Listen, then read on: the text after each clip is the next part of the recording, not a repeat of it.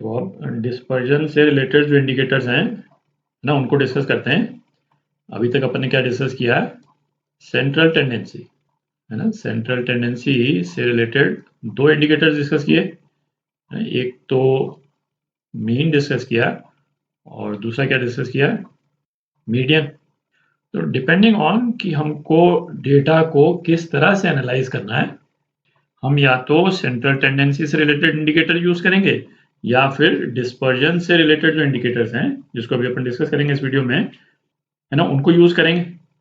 कोई भी indicator better है या खराब है ऐसी बात नहीं है, हमारे यूज पे डिपेंड करता है कि हमारा पर्पस क्या है, डेटा को एनालाइज करने का पर्पस क्या है।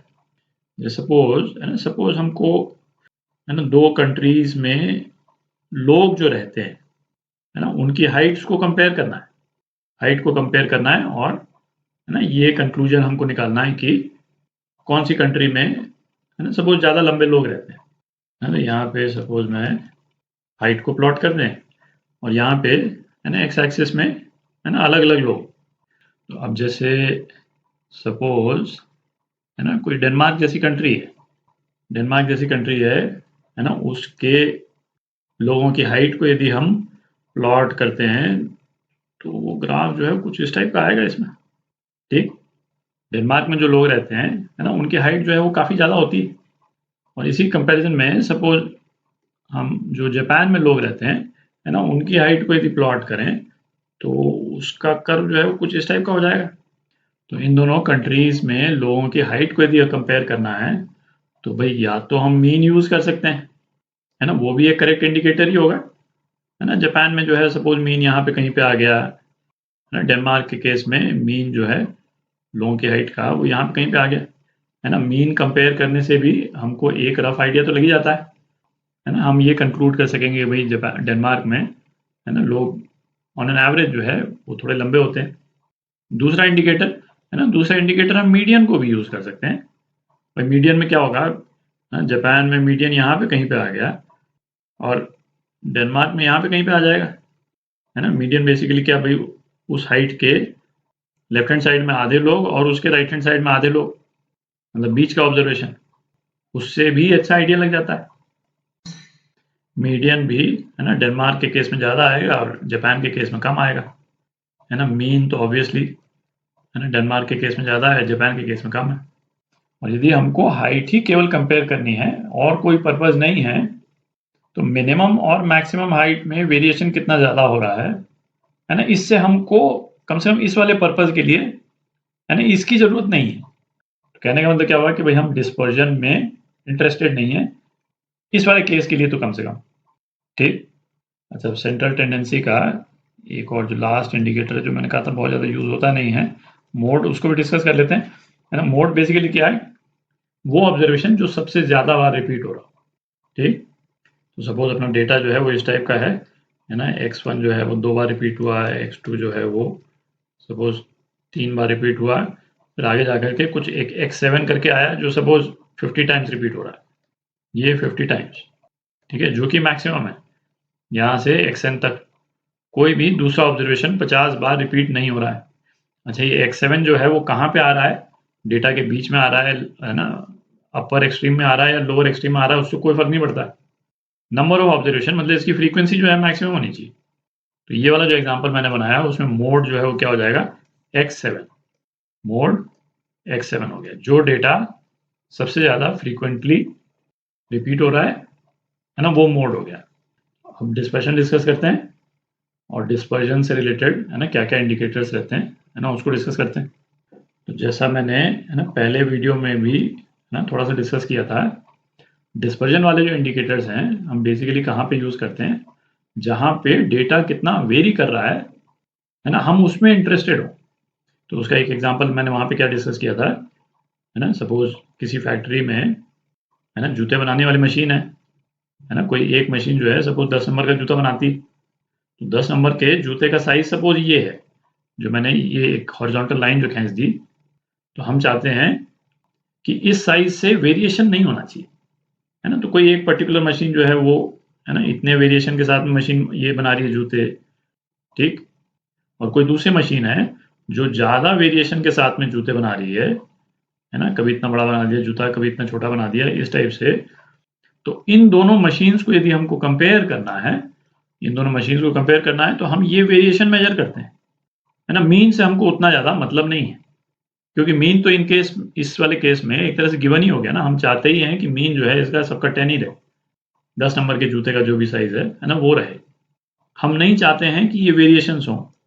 तो इन वेरिएशंस को मेजर करके हम ये डिसाइड कर लेते हैं कि भाई, है ना, ये सेकंड मशीन जो है जिसको मैं M2 बोल देता हूँ, फर्स्ट वाली मशीन को M1, M2 जो है वो M1 से ज़्यादा खराब मशीन है ना, इसको हम रिजेक्ट कर देंगे, है ना। इसी तरह से, है ना, एक और सिंपल सा एग्जांपल यदि हम लें, जैसे जहाँ पे मेडिसिन बनती है ना, मेडिसिन में जो टैबलेट होती है उसमें मेडिसिन का कंटेंट जो है मतलब बहुत एक्यूरेट होना काफ़ी ज़्यादा ज़रूरी है। भाई जूते में तो फिर भी थोड़ा बहुत आगे पीछे हो जाए तो चलता है ना, क्योंकि लोग जो है वो पहन कर ही जूता खरीदते हैं। मेडिसिन के केस में तो ऐसा नहीं है। जिस मेडिसिन में लिखा हुआ 100 mg, वो तो हम चाहेंगे कि मशीन जो है वो 100 mg से, है ना, 1-2 मिलीग्राम ऊपर नीचे हो जाए तो चलता है। उससे ज़्यादा तो बिल्कुल किसी भी हालत में नहीं होना चाहिए। आप देख रहे हैं, क्योंकि कोई दूसरी मशीन हमने चूज़ कर ली जो कि 100 mg की जगह कभी तो 120 mg उसमें डाल दे दवाई में, और कभी जो है 80 mg डाल दे, तो उससे तो इलाज पे, है ना, काफ़ी ज़्यादा फ़र्क पड़ जाएगा, है ना। इस तरह की मशीन तो बिल्कुल भी किसी भी हालत में हम नहीं एक्सेप्ट कर सकते। तो इस तरह की इंडस्ट्री में, है ना, इस तरह का जो वेरिएशन है उसका मेजरमेंट और उसका एनालिसिस जो है वो काफ़ी ज़रूरी हो जाता है। तो वहाँ पे हम क्या यूज़ करते हैं, ये डिस्पर्जन वाले इंडिकेटर्स।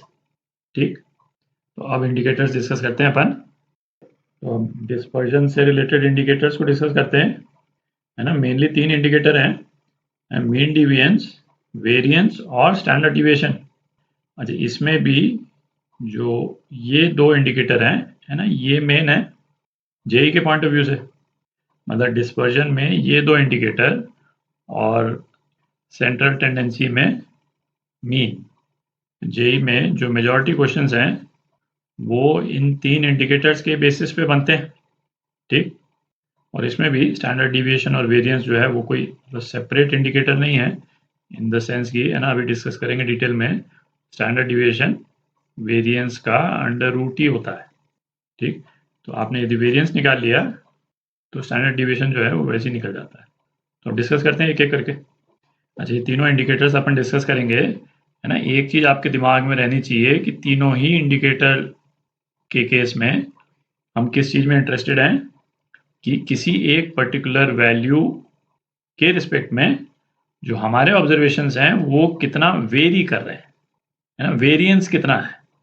ठीक, तो ये इंडिकेटर जो मेजर कर रहे हैं वो इसको मेजर कर रहे हैं, है ना, टोटल सभी ऑब्जर्वेशंस के रिस्पेक्ट में इसको मेजर करके, और किसी तरह से हम ऐड करते हैं बेसिकली, है ना। ये चीज़ बेसिकली आपके दिमाग में, है ना, क्लियर होनी चाहिए। हम ये चीज़ करने की कोशिश कर रहे हैं तीनों इंडिकेटर्स के रिस्पेक्ट में। तो मीन डिविएंस, यदि हमारे पास में n ऑब्जर्वेशंस हैं, x1, x2, x3, इस तरह से, है ना, xn, तो जब हम मीन डिविएंस की बात करते हैं तो बेसिकली क्या बोल रहे हैं हम, मीन ऑफ डिविएंस, है ना, डिविएंस या डिफरेंस, ये जो अपन ने बनाया है ना, इसके मीन की बात कर रहे हैं अपन। और मीन डिविएंस जो है हम किसी भी नंबर के रिस्पेक्ट में हम मेजर कर सकते हैं, किसी भी डेटा सेट का। ठीक है, तो डेटा सेट में यदि सपोज ये ऑब्जर्वेशंस हैं, तो मीन डिविएंस जो है हमारा क्या हो जाएगा, बेसिकली हम पहले तो हर ऑब्जर्वेशंस का, है ना, कोई भी एक जनरल नंबर ए से डिफरेंस ले लें। ठीक, अब चूंकि डिपेंडिंग ऑन कि ए जो है कहाँ है ना, कुछ डिफरेंसेस पॉजिटिव आएंगे और कुछ नेगेटिव आएंगे, पर हमारा एम क्या है कि ये डिफरेंसेस आपस में कैंसिल आउट नहीं होने चाहिए, है ना। जैसे मीन के केस में कैंसिल आउट हो जाते हैं, तो कैंसिल आउट नहीं हो इसके लिए हम क्या करते हैं, भाई हम मॉड ले लें हर डिफरेंस का, है ना, मॉड ऑफ ये प्लस मॉड ऑफ ये और इसका मीन, मीन ऑफ डिविएंस। ये इंडिविजुअल डिविएंसेस हो गए और इसका मीन हमने ले लिया, तो ये क्या आ गया, मीन डिविएंस। अच्छा, ये मीन डिविएंस जो है वो किसी एक नंबर ए के रिस्पेक्ट में आया।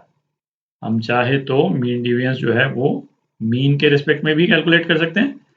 तो उस केस में ये फॉर्मूला जो है वो क्या हो जाएगा, है ना, ये हो जाएगा x2 माइनस मीन प्लस, है ना, x3 माइनस मीन, है ना, सारे मीन ले लिए अपन ने, xn माइनस मीन सारे डिफरेंसेस ले लिए बेसिकली, अपॉन एन, ये हो गया mean deviance with respect to mean.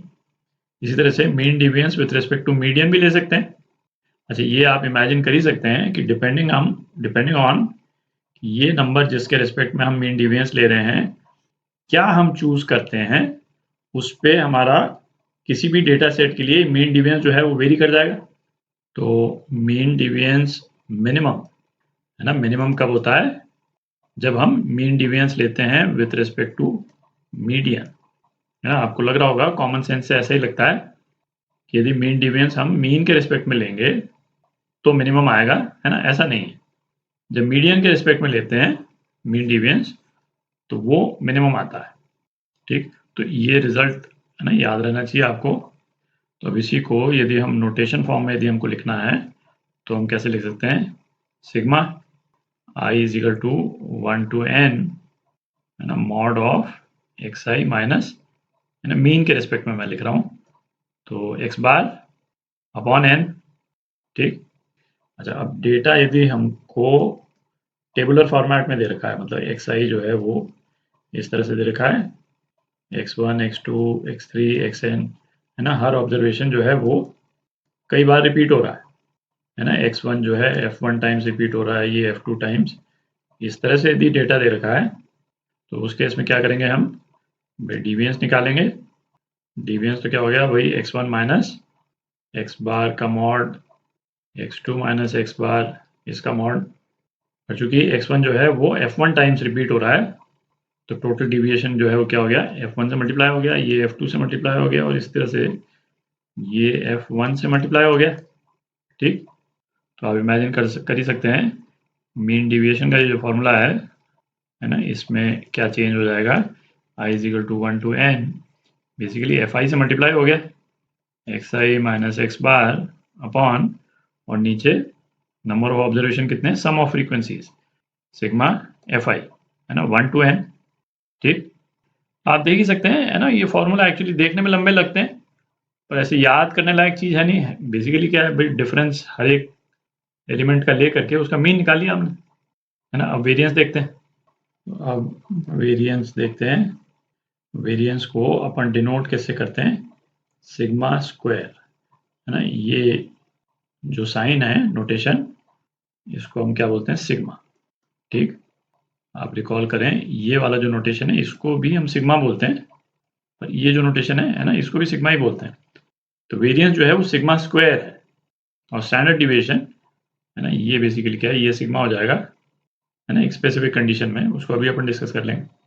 तो अगेन सपोज हमारे पास में n x2 x3, है ना, ये सपोज n ऑब्जर्वेशंस हैं, तो मीन डिविएंस के केस में हमने क्या किया था, डिविएंस किसी भी नंबर के रिस्पेक्ट में निकाल सकते थे, वेरिएंस भी हम किसी भी नंबर के रिस्पेक्ट में निकाल सकते हैं। ठीक, तो मीन डिविएंस के केस में हमने क्या किया था भाई, इसको एक तो सब्ट्रैक्ट किया था हमने, x2 माइनस ए, x3 माइनस ए, xn माइनस ए, और ये जो अलग अलग जो टर्म्स आ रही हैं, है ना, ये वाली टर्म्स नेगेटिव ना हो जाएं, इसके लिए हमने क्या किया था भाई, मॉड ले लिया था। तो ये नेगेटिव नहीं हो, इसको इंश्योर करने का भाई एक तरीका और है भाई, हम स्क्वायर ही कर दें इसको। ये सारे टर्म्स को यदि हम स्क्वायर कर दें, है ना, हर एक को स्क्वायर कर दें तो हर एक टर्म फिर अगेन पॉजिटिव हो जाएगी, और फिर हम इसका मीन ले लें। पहले हमने डिफरेंस का मॉड लेकर के मीन ले लिया था, अब हमने डिफरेंस का स्क्वायर करके उसका मीन ले लिया, और ये क्या है, ये वेरिएंस है। ठीक, और जैसे मैंने कहा, वेरिएंस भी हम किसी भी नंबर के रिस्पेक्ट में कैलकुलेट कर सकते हैं, और मीन के रिस्पेक्ट में यदि कैलकुलेट करेंगे तो अपना फॉर्मूला जो है वो क्या हो जाएगा, i is equal to 1 to n x i minus x bar का स्क्वायर अपॉन n, है ना, ये हो जाएगा। और यदि, है ना, डेटा अपने पास में टेबुलर फॉर्म में हो तो जैसा अपन ने मीन डिविएंस के केस में किया भाई, यहाँ पे एफ आई आ जाएगा और नीचे जो है वो सिग्मा एफ आई आ जाएगा, है ना, और तो कोई डिफरेंस है नहीं। एफ आई इसको मैं मिटा देता हूँ। वेरिएंस का, है ना, ये इंपॉर्टेंट रिलेशन है, आपको याद होना चाहिए, बेसिकली डिफरेंस के स्क्वायर्स का मीन है। ठीक, अच्छा, मीन डिविएंस मिनिमम कब होता है, ये अपन ने डिस्कस किया, जब मीडियन से डिफरेंसेस लेते हैं तब मिनिमम होता है। वेरिएंस जो है मिनिमम कब होता है, वेरिएंस, मिनिमम वेरिएंस, जब हम वेरिएंस कैलकुलेट करते हैं विथ रिस्पेक्ट टू मीन। मतलब ये जो फॉर्मूला मैंने लिखा हुआ है यहाँ पे, जहाँ पे ना ये मीन, इस वाले केस में ये जो वेरिएशन आएगा किसी भी डेटा सेट का, ये मिनिमम आएगा। ठीक। अच्छा, अब इसी वाले रिलेशन से वेरिएशन का एक और फॉर्म डिराइव हो जाता है ना, उसको भी देख लेते हैं क्योंकि वो बहुत कॉमनली यूज होता है। तो यहीं पे लिखते हैं, है ना, इसको क्या लिख सकते हैं अपन, सिग्मा, है ना, ब्रैकेट को खोल लें अपन, x i square upon n, ये i is equal to 1 to n बार बार नहीं लिख रहे हैं अपन, ठीक, plus 1 by n sigma x bar का square minus 2 by n x i x bar, है ना, एक्स बार तो कांस्टेंट ही है, सिग्मा से बाहर ले सकते हैं इसको, तो क्या आ गया, सिग्मा एक्स आई आ गया। ठीक, तो ये क्या हो गया, sigma x i square by n plus sigma x bar square, है ना, ये भी कांस्टेंट ही है, सिग्मा के बाहर ले सकते हैं, तो ये i is equal to 1 to n, तो सिग्मा एक्स बार, तो एक्स बार स्क्वायर जो है वो कितनी बार आ रहा है ना, n टाइम्स आ रहा है, तो n से मल्टीप्लाई हो जाएगा ये n x bar square upon n, ठीक, माइनस ट्वाइस एक्स बार बाय n, सिग्मा एक्स आई क्या है, सम ऑफ ऑब्जर्वेशंस, है ना, सिग्मा एक्स आई, है ना, ये क्या हो जाएगा, n इंटू मीन। ठीक, तो इसको अपन क्या लिख सकते हैं, n इंटू मीन, तो n यहाँ पे भी कैंसिल आउट हो गया, n यहाँ पे भी कैंसिल आउट हो गया, तो अपने पास में क्या आ गया, sigma x i square upon n minus x bar का स्क्वायर। ठीक, x bar square minus twice x bar square, minus x bar square हो गया, तो वेरिएंस का ये दूसरा रिलेशन आ गया अपने पास में, है ना, ये भी काफ़ी कॉमनली यूज होता है ना, अलग अलग डिफरेंसेस निकाल करके फिर उसका मीन निकालने से वेरिएंस आ जाता है अपने पास में, है ना। उसी चीज़ को कैलकुलेट करने का तरीका क्या है भाई, हम हर टर्म को ही स्क्वायर कर दें, उसका मीन ले लें और माइनस मीन का स्क्वायर कर लें, तो इसको, है ना, याद करने के पॉइंट ऑफ व्यू से हम इस तरह से भी लिखते हैं, मीन ऑफ, है ना, ये m मैं लिख रहा हूँ, मीन ऑफ एक्स स्क्वायर, मतलब जितने भी ऑब्जर्वेशंस हैं उनके स्क्वायर का मीन माइनस एक्स बार बेसिकली क्या है, मीन ऑफ एक्स, ठीक है, और इसका स्क्वायर, अलग अलग चीज़ों का स्क्वायर हो रहा है, आप देख ही सकते हैं, mean of x square minus mean of x का स्क्वायर ना, इस तरह से भी आप इसको याद कर सकते हैं। ये दोनों ही फॉर्मुलेशंस, है ना, कॉमनली यूज होते हैं। जब स्टैंडर्ड डिविएशन देखते हैं तो स्टैंडर्ड डिविएशन, है ना, बेसिकली केवल सिंगल सिग्मा से डिनोट करते हैं, है ना, और दिख ही रहा है क्या है, वेरिएशन का स्क्वायर रूट, तो, है ना, स्क्वायर रूट ऑफ वेरिएशन, यही स्टैंडर्ड डिविएशन है। पर इसमें खास चीज़ क्या है कि वेरिएशन, मैंने कहा था कि किसी भी नंबर या किसी भी पॉइंट के रिस्पेक्ट में हम वेरिएंस कैलकुलेट कर सकते हैं। स्टैंडर्ड डिविएशन हम तभी कैलकुलेट करते हैं जब हमारा वेरिएंस जो है वो मीन के रिस्पेक्ट में कैलकुलेटेड हो, किसी भी नंबर के रिस्पेक्ट में नहीं।